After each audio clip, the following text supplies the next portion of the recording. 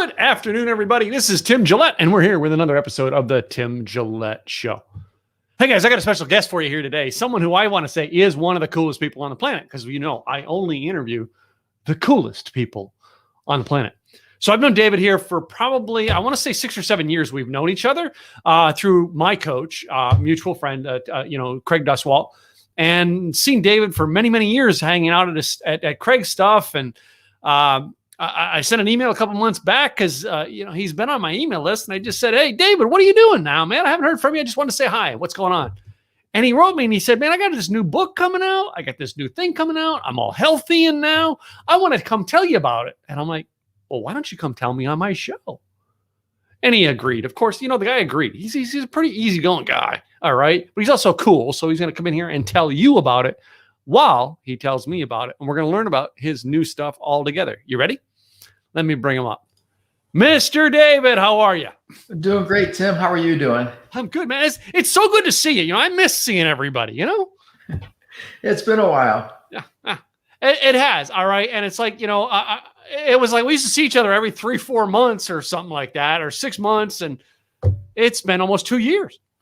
I know the pandemic really put a crunch on everybody. It did. So, I mean, with the pandemic, have you been like strapped at home? Like I have not left home much, but have you been strapped at home? You travel?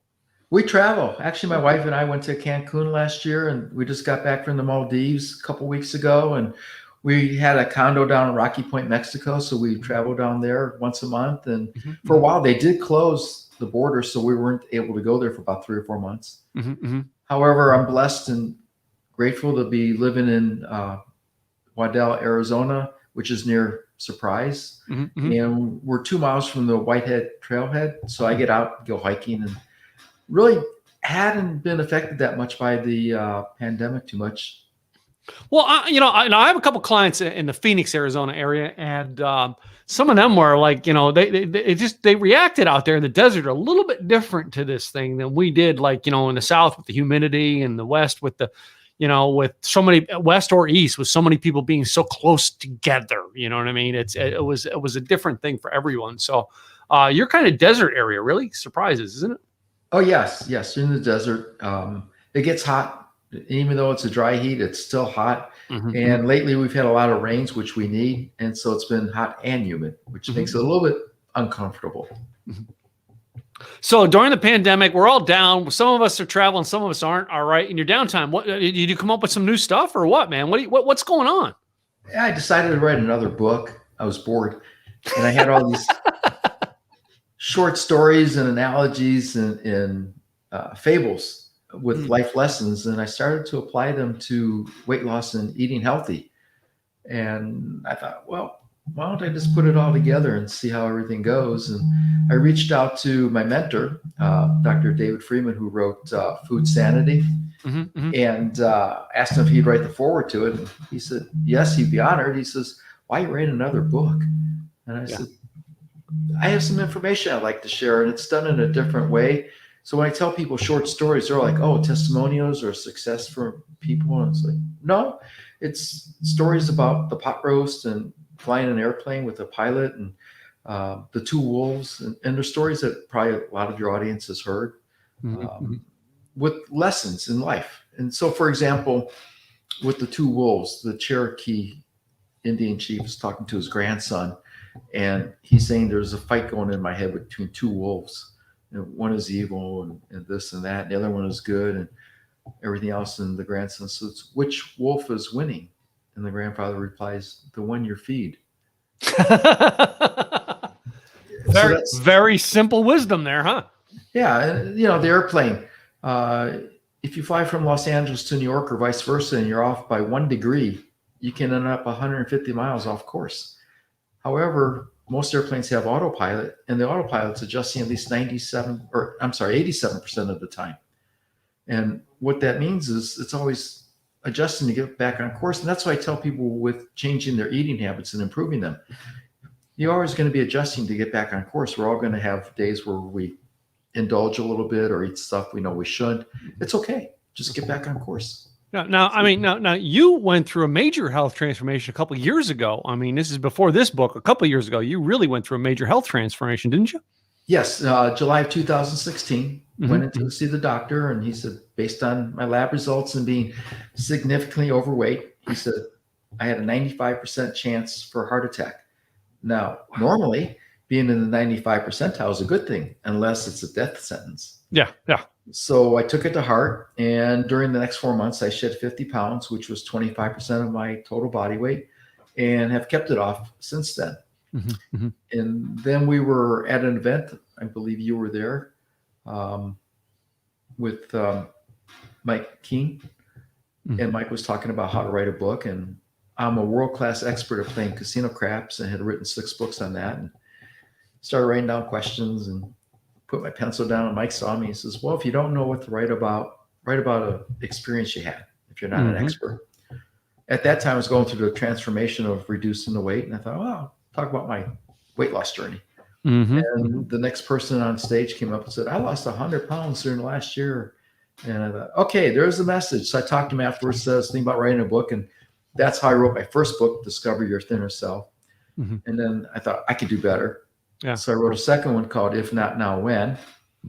And that's done real well. And then this third book, like I said, I thought, well, I have some more ways of teaching people how to reduce weight without going on a diet, without exercising, without counting calories, and without telling you have to eat this or you have to eat that. And so that's what I'm doing. So it's like you get to play this or that game with your food? Yes. I make choices. We all make choices, you know? It's not that I'm sacrificing or forgoing something. I'm making a choice. I'm not a purist, Tim, by any stretch of the imagination. I like to indulge, and I like to have a piece of the chocolate cake from Cheesecake Factory and other things, you know, a piece of pie every once in a while. However, instead of eating the whole slice of cake or pie at one sitting, it'll last me 4 or 5 days. It's just little bites here and there. You know, I'm that way with certain things that, you know what I mean, that are in my world is I don't eat the full thing anymore. And let's face it, you look at me and go, yeah, you can afford it. And I'm like, it doesn't matter. I don't. You know, one of the things that I had to do was alcohol. For me, it was huge. My family, alcoholism goes back in my family. And I don't like to label people as alcoholics or anything like that, but it was a major thing in my life to where now I only sip whiskey.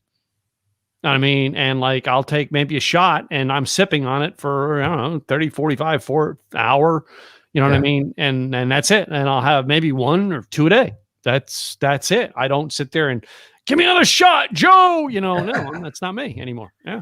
And that's what I relate to. I talk about, you know, alcoholics and recovering alcoholics. And there's a little statement in there about today I didn't have a drink. I don't know about tomorrow, but for today I won't have a drink. And so it's one day at a time. And that's how I approach, you know, the eating habits. It's improving one day at a time. Diets tend to be extreme, temporary, hard to stick with, and potentially harmful. So I talk about lifestyle changes and doing it gradually. Most people didn't gain the weight overnight. You're not going to lose it overnight. And so you want to do it so that it's enjoyable. And as you know, a thin person doesn't mean they're a healthy person. Yeah. Yeah. So it's not always about the weight. It's what you're putting into your body also. Well, even though, David, during the pandemic, now I have a sweet tooth for Dr. Pepper. I love drinking Dr. Pepper, but there was a time that I was drinking Red Bulls.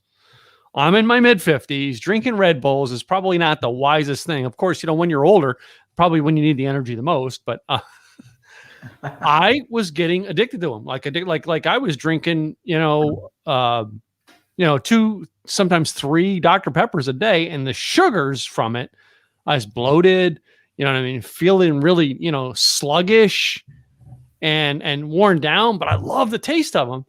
And it got down to the point where I was like, man, I was so sluggish, so worn down one day that I've got to change.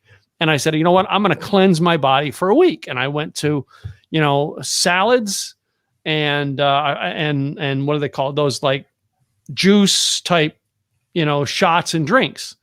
No. And I would have only 1 cup of coffee a day. And that was a healthy choice. And I did that for like 11 days straight.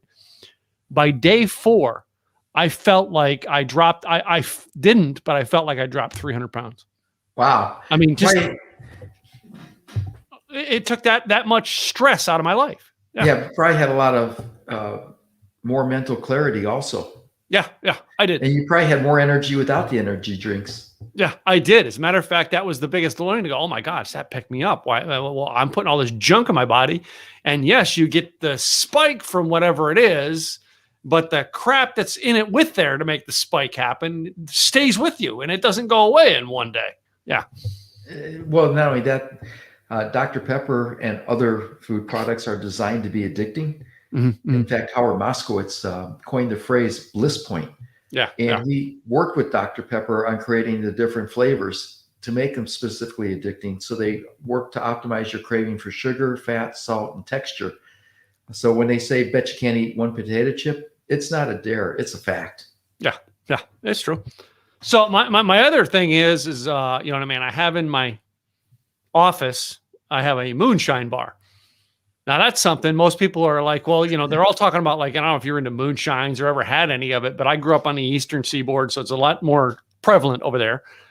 And, you know, I like the plain old moonshine. I don't like the apple, cinnamon, blah, blah, blah. And you know what I mean? And I actually have one downstairs. It's like maple bacon. And I'm like moonshine. And I'm like, I'm not in that. I'm like, I like the standard stuff, right? But again, it's stuff I sip on. It's something it's part of my life, but it is not an addiction in my life anymore. And I think that's the people you kind of work with is going, hey, take this stuff out that's becoming an addiction and get it to where you can enjoy it again. Exactly. And it's interesting when you talk about the alcohol, because my wife and I, when we travel, I like to buy rum. Mm-hmm. And she's like, why are you buying more alcohol? You bring it home and you don't drink it. It sits in our pantry. Just when I'm on vacation, I enjoy it. And when I get home, I think I want it. And then I choose not to. But I do have a glass of, you know, red wine every once in a while with dinner and enjoy that. And that's what I try to tell people. I'm not a purist. Yeah. I just recommend for the majority of time eating healthy and watching what I put into my body, because I want to enjoy life as I get older. And I've read too much research about so many diseases that are reversible or preventable, specifically type 2 diabetes. If you're over age 55, there's an 80% likelihood you're a type 2 diabetic or pre-diabetic. Mm-hmm. And if you're a pre-diabetic, it means in 7 years, you'll most likely be a diabetic. And that is preventable. And it's also reversible. Mm-hmm. So the other thing is I signed up to hike Kilimanjaro next June 8th through the 16th. So like, are you doing a lot of prep work for that now? I mean, because that's something you really got to prep for, right? Yes, I've been hiking a lot more, and I'll be going up to Flagstaff because the altitude is 12,000 feet there. Yeah. Kilimanjaro is over 19,000 feet. And then probably before that, a couple months, we have relatives in Colorado Springs. And so I want to go up there to Pikes Peak, which is 14,000. Mm-hmm. It's not so much the hiking that affects the people in Kilimanjaro. It's the altitude. Yeah, the altitude. Yeah, and it's you got to adjust to being able to climb it. Yeah. Yeah. So I want to do that. I'll be 67 next year when I hike it. And my goal is to do it at age 90 because I met Ann Lorimore. Mm-hmm. She set the record for oldest person at age 89. And I told her I was going to beat a record at age 90. Because she probably wouldn't be around. She says, don't count on it. So I said, okay. Yeah. Well, I mean, what was it? Jerry Lewis, you know, said he was trying to make 100 because he said, you know, George Burns made 100. So I'm going to at least make 100. And he didn't, I don't think he made 92, did he? I don't even know. Yeah. I'm not sure. I know Jerry had a lot of health issues. Of course, he didn't take care of himself. He was probably a heavy smoker and heavy drinker. He was. I seen him in the early 2000s. I seen him speak at an event, and I'm like, man, he had to climb up and hop on a stool to talk, and I'm like, man, he does not look good. Yeah. Yeah. So, well, you know, some of the things that I've done in my life, and I want to know how much you're encouraging your people that work with you or read your book and your practices, is I've made like, you know, healthy choices in my life, not necessarily just eat right. All right. Not necessarily go to the gym and exercise, but I do weird things. Like I go to the store, like I'm going to the grocery store. I don't park up front. I park so far in the back. My wife is like, should we get the tram to get there type deal? You know what I mean? And I walk up to the front. I walk my shopping cart back, unload it into my car, and then take the shopping cart and put it back in the section. So I get quite a bit of exercise. That's not really meant to be exercise, but in a way it is. It's weird things like that I do that have try to keep myself healthy. How about you? Is that anything like that you guys do? Yeah, I tell people you don't need to go to the gym to exercise or get in shape. You can do it out of your house, and I spend maybe 10 or 15 minutes, working out. What I do is I have a little milk carton I turn upside down, and I put my feet on it, and I do push-ups. So I built up to doing 40 push-ups a day. And then sometimes I'll do squats. I have light weights, the dumbbells, 25 pounds each. Started with 20 and just do some presses and curls, a couple sets. If I'm not able to get out because of the weather, I can turn the milk carton, like I said, it's upside down, and do steps on that. And so there's different things people can do around their house that can do physical activity. So that's why I try to tell people is encourage them, take a walk, around the block. There's a lot of things people can do for physical activity, like you do with the grocery store and walking, more. Now I have a friend in down in Newport Beach, California. He goes and walks. He finds like buildings, tower buildings, and he goes and does. Him and a couple partners goes and walks stairs. So they go to the back of the building and they do the stairs and they just walk up the stairs.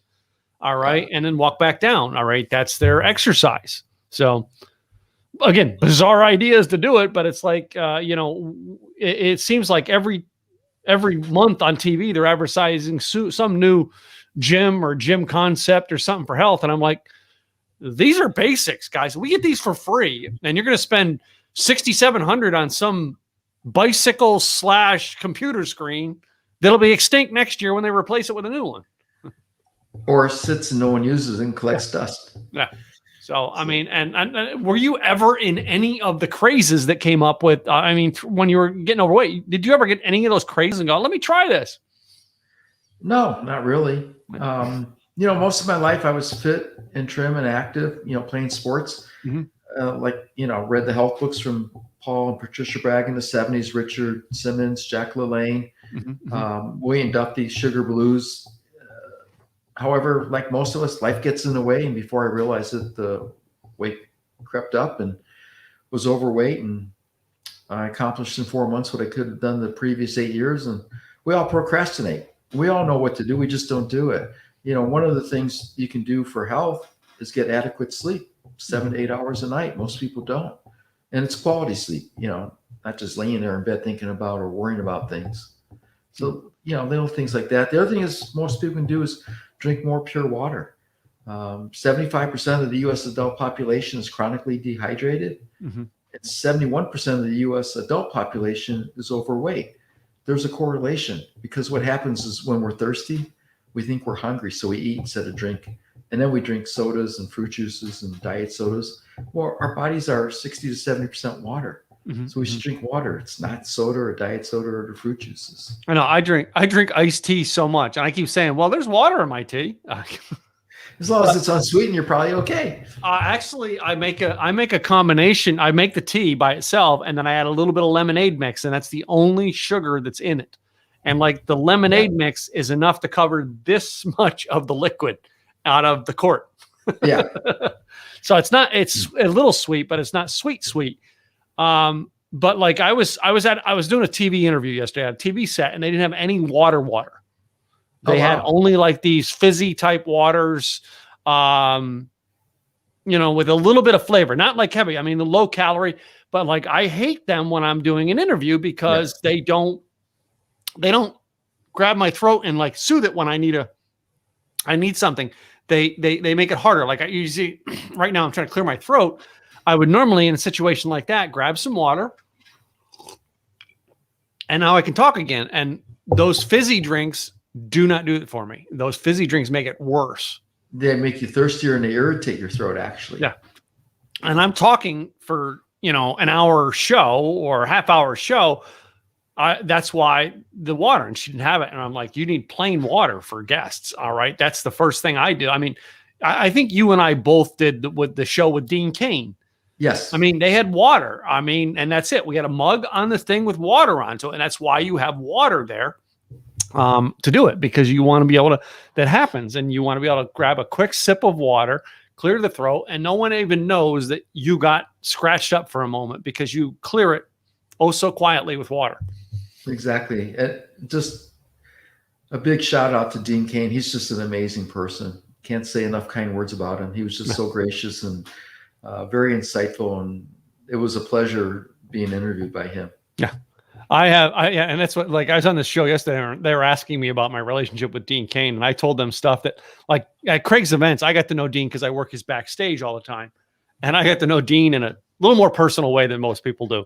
And you know what I mean? So here's some secrets. All I got to do is say to Dean a certain question, and Dean just laughs because him and I, it's a secret joke between the two of us, you know? It's like, without having to go into it, I can walk up to an event and him not knowing I'm there and say the joke, and he'll go, Tim. I mean, it's me. He remembers people. He's good with that. So yeah. Anyway. Yeah, he's great. Yeah.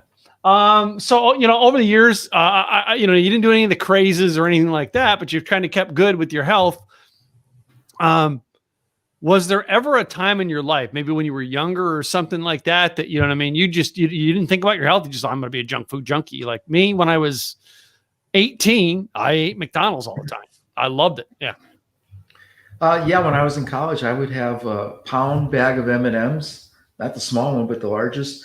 I would eat a half a gallon of Breyer's mint chocolate ice cream and go get a pizza all in the same night.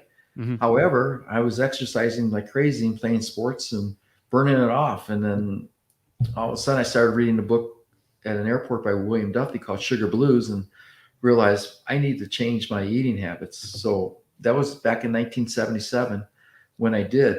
Mm-hmm. And I did that for about 10 years where I had no refined sugar whatsoever, no red meat. However, like I said, a boss told me, be careful making exceptions. They tend to become the rule. And so I started making exceptions and they became the rule. Started going through McDonald's fast food and, you know, in a hurry, throw a pizza in the oven or, you know, stop at KFC and just get lazy. And then I stopped exercising, you know, work obligations, family obligations. I don't need to tell your audience, you know, what it's like. They deal with it every day. And so now I make a conscientious decision to make better choices. Mm-hmm. Well, and you brought something interesting up there. We talk about McDonald's, we talk about meat, all right, stuff like that. I went through a period of time in my life where I was homeless and basically living on a friend's couch, and I was living on like $70 a week, and this is in 2000s, all right? This wasn't like in the 70s. And I ate off the dollar menu at McDonald's, but I had $1 McChicken and $1 McDouble sandwich for lunch, $1 McChicken and $1 McDouble sandwich for dinner. So it's not like I was supersizing everything. It gave me enough to keep me at energy levels to keep going, right? Right. But one of the things you said is you took out red meat, all right? Have you gone to any, like, you know, vegetarian or vegan diets, all right, to change your life, or is it just something you regulate? Something regulated. Now I eat red meat. I like my bacon every once in a while. I do eat a good steak. I like the filet when we go out. It's maybe once a month, once every 6 or 8 weeks. It's not every night. It's not a habit. And then when I get, you know, I usually get the 6 ounce portion, which is not the 8 ounce or 12 ounce. Yeah. And then I'll get a side of steamed broccoli or asparagus or beans as opposed to a baked potato. If I do get a baked potato, it's plain. There's nothing on it, no butter, no sour cream. So there's little things you can do. Potatoes are actually healthy when they're baked and you don't put all the stuff on it. Oh, so those tater tots and French fries I eat, probably not good. No, I wouldn't recommend them. Same thing with the hash browns or, you know, salads. People are always like, oh, I'm eating healthy, I'm eating a salad. And it's like, well, what do you put on your salad? Next thing you know, they're putting salad dressing on it that's not healthy and other things. And a lot of the salads at different restaurants, if you look at the menu, they'll give you the calorie count. Some of them are 1,000 to 2,000 calories for a salad. It's because of everything that's added, the croutons, the seeds, the nuts, the salad dressing. So, you know, you have to be careful. There's a lot of myths out there as to what's healthy and what's not healthy. Well, you know, and some of it is, you know what I mean? You got to use it for the energy it is, you know what I mean, to your body. All right. I remember one of the health coaches I had on many, many years ago on one of my earlier shows talked about that. It's like, you know, your food is your energy. If you got no gas in the gas tank, you're not going to go anywhere. All right. And if you had bad gas in the gas tank, all right, your car's not going to run optimally. You know, it's like, that's what the way she put it. And she says, you know, if you have to run on a bad tank of gas, you go so far until you start getting good stuff in to flush that bad gas out and deliver it, and dilute it so it doesn't go in there. And she talked about that, in some, like my case, like the Dr. Peppers last year. I went to the salads to dilute the crap in my life and in my system. Yeah. You're exactly right. And that's what happens is, there's certain things we can do to improve our habits, that we enjoy things. So what I teach people is to focus on the positive, not the negative. So instead of saying I have to sacrifice or forgo something, I'm making a healthy choice. And instead of focusing on the foods you're not allowed to eat or shouldn't eat, focus on the things you do enjoy. If you like an apple or cherries or blueberries or strawberries, focus on those little things. If you like nuts, count them out. I count out, 10 almonds or 10 walnuts, because what happens is, people grab a handful. And I had a couple clients, and I said, did you have some nuts? Yeah, I had a couple handfuls. Each handful is like 100 calories. So they had 400 or 500 calories. And then make a game out of it. I see how slow I can eat it, because we tend to eat too fast. And a lot of things people don't realize, our food portions have been supersized. Yeah. In the 1900s, the average size dinner plate was 9 inches in diameter. Today, it's 12 inches. Yet in Europe, it's still 9 inches. And if you go to a restaurant, it's 12 to 15 inches. So what I tell people is, if you go out, get a to-go box, cut the portion in half, take half home, eat the other half, so you're getting a smaller portion, and you're saving money at the same time, because you're getting 2 meals for the price of one. Yeah. So So, you talk about that. It's like, it's balancing things out. It's learning things and portions. And, I just can't, the massive things, I can't do a big steak anymore. I do a small steak. All right. As a matter of fact, I think my wife has for dinner tonight, she has a steak on the counter down there. It's one steak, and we will cut it in half, and we will both eat part of it. You know what I mean? That's what we do. But like she's like potato chips. I have some potato chips in the house, and it's so easy to take the bag, put it on the couch while you're sitting there and eat it. No, I put potato chips in a bowl. When I'm done eating the bowl, I put the bowl in the sink. That's it. I don't munch out of the bag. I pour some in a bowl, and I eat what's in the bowl, and that's it. And you always do want more. I'm going to be honest with you. You always do want more. But I portion it out, and that's how I do it, and enjoy it that way. So, I never feel, because I hate the feeling of I ate too many. Yeah. That's it's a crappy feeling. Yeah. Yeah. Most people, they'll sit and watch TV at night, and I call it mindless eating, because they're distracted. They're not focusing on what they're putting in their mouth. They're focusing on the TV program. And like you said, before you know it, the bag of chips is gone. The whole box of cookies is gone. It's like, did I eat that? How did I eat that? Yeah. And so you have to be mindful. Talking about your body, I treat my body like a machine, and that's why I talk to people. It's putting the right fuel into it. Yeah. And I tell the story of a thoroughbred race horse. I met the owner in Las Vegas, and he's telling me how the horse gets the best nutrition, the best food, the best training, the best socializing, and everything. And I'm looking at the guy. He's about 80 pounds overweight, and he orders a hamburger, fries, and a diet soda to wash it down for lunch, and then adds ketchup to the fries. And I asked him, I said, when was the last time you were at the doctor? He says, I haven't been in years. I'm as healthy as a horse. In the meantime, we treat our pets better than we treat our own bodies. Yeah. We treat our automobiles. We take it in for regular maintenance. Yet a lot of people won't go to the dentist or the doctor for just regular checkup to be preventative. So you have the right attitude of treating the body and giving it the right fuel. Like you said, treat it like a race car, as opposed to, a junker, and you get more mileage and feel better. Yeah. So one of the questions I've got here burning on my paper here that I figured out I wanted to ask you is, so you're going out to dinner, David. What's your favorite dinner to get? Favorite meal? Favorite meal? Oh, wow. There's several of them. I guess my favorite meal, would you believe, was at the Cheesecake Factory. They have these butter lettuce tacos, and it's fresh, vegetables in there and a little bit of chicken. And I don't use the sauce they give me. I just eat it plain because it tastes good to me. And it's about 450 calories. So yeah, that's probably my favorite dinner going out. Favorite dinner to make at home? Oh, I like to grill fish, or, a piece of chicken. I I'll even make oatmeal for dinner on occasion. And my oatmeal is steel cut oats and rolled oats. And I throw in ground cinnamon and some chopped walnuts. And then after it's cooked, I'll throw in some ground chia seed and flaxseed.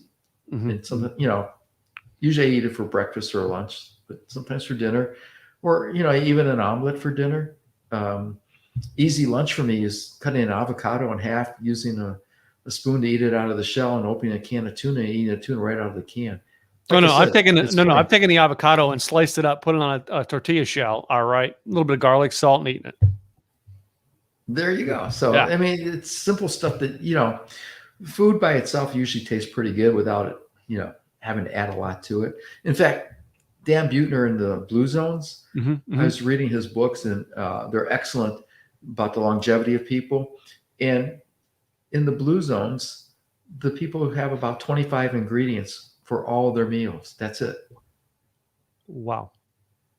So, and they live to, 100 plus, and they're in good health. And so when you think about it, we have so much variety and so much stuff that a lot of it is like the highly processed and manufactured foods isn't even food. It's just edible products, and it's all chemicals. So, I mean, yeah. And yeah, that's it, is what we're getting down to. And I had another friend that basically was she'd throw a piece of meat on the grill and cook it, and, vegetables and steam it, and that's it, and yeah. My wife the other day, my wife loves to cook. I built the kitchen out for the way she wants it, and she likes to try out recipes.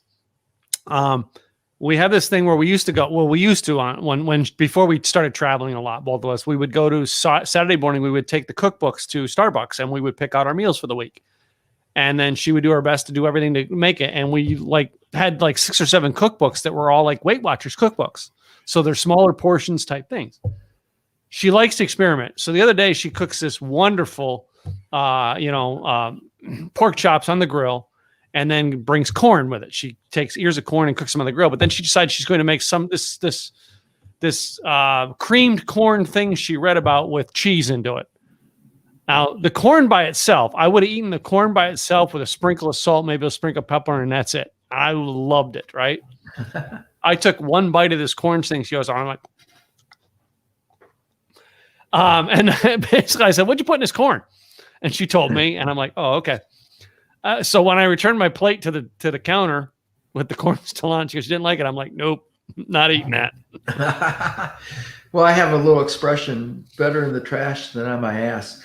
Yeah. Or sometimes, it looks better on you than me. Yeah. So, she's like, she felt bad. She's like, "Let me go get some more." I'm like, "No, I'm fine. The rest of the food we got here is enough to fill me up. I'm good." All right. Well, here's a little tidbit for the audience. Yeah. The nutritional daily requirements are based on 2,000 calories a day. However, the average American consumes over 3,600 calories a day, almost double. Yeah. And if you want to maintain weight or lose weight, you only need between 1,250 and 1,750 calories, depending if you're a man or woman, or if there's a lot of physical activity involved.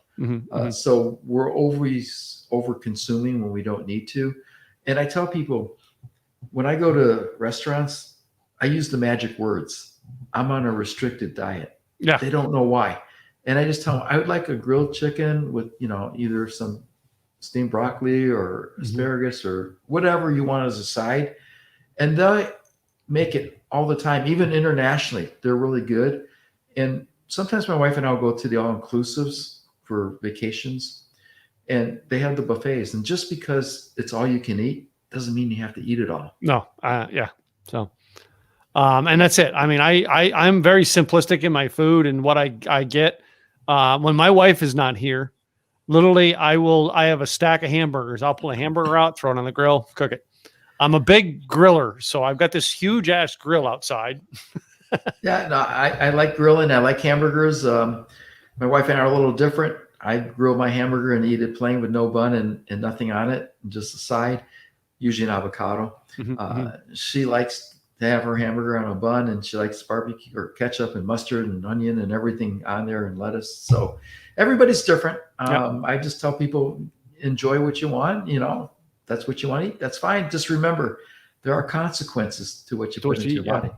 So the snacks I have downstairs, I get every week. I cut up some radishes, and I have some snap peas. That's my great. snacks. Yeah. I love them. That's just what I love, anyway. But well, cherries are in season now. So I love cherries because they're low glycemic and you have to eat them slow because of the pits. Yep. So another great thing. Yeah, we can snack on those too. That's another bad habit of ours. We sit on the couch and we'll eat a whole bag of cherries. Yeah, sometimes so. One of the things you mentioned earlier on here a little bit ago was sports. You said in college and stuff you were into sports. What were your favorite sports that you liked to play back in college? I played baseball. And played football with the fraternity. When I got out of college, I was working for a company. We played indoor soccer, and I loved playing racquetball. I went to the University of South Florida in Tampa, so they had outdoor racquetball courts. So we can go out at 10, 11, midnight, play racquetball. I love playing tennis. So yeah, it was fun. Okay. So I was always curious, when I was in sports, what they like to play. I mean, I tried to play basketball. Everybody goes, "You're tall, you should play basketball."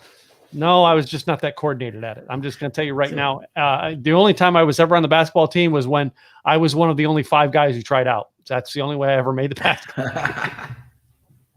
So, and that was a small school. Yeah, I did not do that well. Yeah. So, it's been an interesting conversation with you, and getting to know a little bit more about you. I know you got a book coming up in the next couple of months that you've written, but what's the best website that people can connect with you, David? All right. Keep in touch with you and find out more about how you can help them. The best website is The Health Maestro, and Maestro spelled Maestro. Yeah, I'm glad you said that, because like guys like me don't know how to spell. So yeah, I have to check myself every once in a while too, because Maestro. Why do you? One of my clients gave me the name, the Maestro, and I added the Health Maestro. And he says, "Why do you call yourself the Health Maestro?" I said, "Because I orchestrate how you eat your food." Beautiful, like a symphony. Yeah, beautiful, as the one actor would say it. Beautiful. I love it when people come up with innovative ways like that. So, well, cool, man. It's been so cool having you on the show, and this has been really a conversation I didn't expect would go this way. I really didn't, David, but I was like, man, at least I got to have this about with it, and learn more about you and what you got going on and the journey. You had quite a journey throughout the years. So I appreciate you coming on and sharing that. So, but before you go, here's one little trivial fact about me that most people don't know. I'm a twin. You're a twin? Yeah. My twin brother passed away at age 19. Man. I'm a twin. So, oh man. Well, at least you learned to stay healthy, because imagine, all right, if you both had the same problems and neither one of you fixed it. Yeah. It'd be, yeah. So, well, before you go, David, all right, I've got a game I play with everybody called This or That. I'm 9 ready. questions designed to be fun, have a little fun, and talk about some things you enjoy in life. Let me give them to you. There are only 9 of them. Number 1, you ready? Yes. Star Wars or Star Trek? Star Trek. Star Trek. Sound like you're not sure there. Well, I was going to say both. So. I've had some people go, who? No, I like Star Trek. I like Star Wars, but Star Trek I would take over Star Wars. All right. Next one. All right. Are you somebody who likes to read books or listen to podcasts? Read books. I figured you'd be for a book, man. I don't know why. I figured you know what I mean? So many people now are going different ways with some like the audio books, but yeah, there's still some people who love the old fashioned books. I got an old fashioned book I keep right on my desk all the time. So I like the physical copy as opposed to a Kindle version or electronic version. I like to hold it. I have a hard time with Kindle versions because I can't keep focused enough when I have something electronic in my hand, because I end up clicking something else. Yeah, every time. So my next one here is an interesting one. I'm going to ask you: Superman or Batman? Batman. Batman. Sorry, Dean. Had to do that to our buddy Dean King. Now we're going to go into the food products. All right. I knew that. I know we've kind of conquered a couple of these throughout the conversation, but I love putting these in this or that. Hamburger or taco is my favorite food question. Hamburger. I do not like tacos. You don't like tacos, huh? See, I was always a hamburger kid. Growing up, I love hamburgers. And I was in sixth grade. I was in the hospital for pneumonia. And every day I chose for dinner a hamburger. And one day my mom said, you got to choose today, not something else other than the hamburger. And I did. And I ended up throwing the meal out. And my mom went to the cafeteria and got me a hamburger. I've always loved hamburgers. Just what I like. So next one here, you kind of want to hear a little bit, but beer or wine? Wine. Wine. Red or white? Red. Red? Yeah. Like you like a lot of the California ones, or are you finding stuff around the world? I like a Pinot Noir or a Merlot, or sometimes the blends. Mm-hmm. So, by the way, like New Mexico has a wineries that like that's an interesting climate for growing wine grapes. By the way, we have 2 wineries in New Mexico that we get wine from on a regular basis. Oh wow! So, yeah, very interesting place, and they've got an awesome, like an awesome Zen with a little bit of chili pepper in it. Oh, that sounds interesting. Yeah, really. Now my wife, she likes her Chardonnay. She likes the white wine. So. Cool. So, you're going to the movies. Are you going to get popcorn or candy? Popcorn. Popcorn. Are you going to put the salt, the butter, and all on it? Or are you just going to go eat it plain? Plain. My wife's the opposite. She puts the butter and the salt and everything else on it. I got to have Raisinets. I don't know why. I want Raisinets. I gave up candy. In 2016, I just couldn't do candy anymore. Yeah. Well, I very rarely eat candy. I actually like 2 or 3 weeks ago, David, I got a Kit Kat or a Twix, or a quick Kit Kat. And I was like, I was just craving it. I got it, ate it, not going out to get another one anytime soon, but all right, it's like I can eat one as opposed to getting a whole thing of candy. I don't do that anymore. Yeah. No, I gave up. In fact, last Halloween, we had extra candy, and my wife said, did you eat any candy? I said, no, why would I do that? And she says, well, it was there. I said, no, I'm like the alcoholic. Once I start, I won't stop, so I just don't start. Yeah. See the point. So, in our pandemic age, are you still dressing up, or are you a yoga pants or sweatpants kind of guy? Well, shorts, because we live in Arizona, so I'm always in shorts and a nice shirt, and that's it. Yeah, it's funny because I still have the same outfit. Everybody has seen me in the same outfit: jeans and a dress shirt. Yeah, and it's not like I don't own dress pants, but I own tons of jeans. They look nice, but I'm always in a dress shirt. I figure if Steve Jobs could wear jeans and Mark Cuban can wear jeans, I can wear jeans. Why not? Yeah. So, our last 2 are the controversial questions that wars have been started over. All right. The next one is toilet paper at your house. Does it go over on the roll or under? Over. Because my wife looked at how it was designed according to the patent. It's over. Okay. And David, I find it so interesting. Some of the people on the show that they're all like, peace and love and unicorns and rainbows. And you ask them that question and they're like, fangs and anger comes out. I'm like, dude, what happened to peace and rainbows, man? Hey, I don't care about which way it goes as long as it's there. Yeah. Oh, for me, it's whatever way you want it, honey. I don't care. Exactly. My last one, and I love this because I've had some of the most interesting conversations with guys about this topic. Okay. And that is boxers or briefs. Both, depending on what I'm doing. I wear boxers, but if I'm hiking, I wear briefs. It's just so. So I'm into the boxer briefs now. Yeah. That just, they're a little bit longer. They're not the snug, tighty whities, but they're, but they keep things in place. Yeah. Yeah, it's comfortable. Well, I have one question for you. Yeah. This is for your audience. It's a trick question, but if your wife asks, does this dress make me look fat? What are you going to answer? The correct answer is, do I look stupid?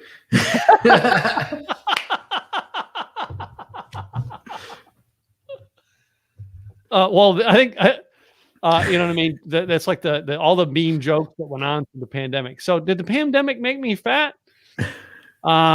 Yeah. Cause of death. COVID. COVID. Yeah. I love it. Yeah. David, hey, you've been a lot of fun. Come on the show today. I appreciate it. All right. Tell the people your website one more time so they can get a hold of you. Website's The Healthy Maestro or thehealthmaestro.com.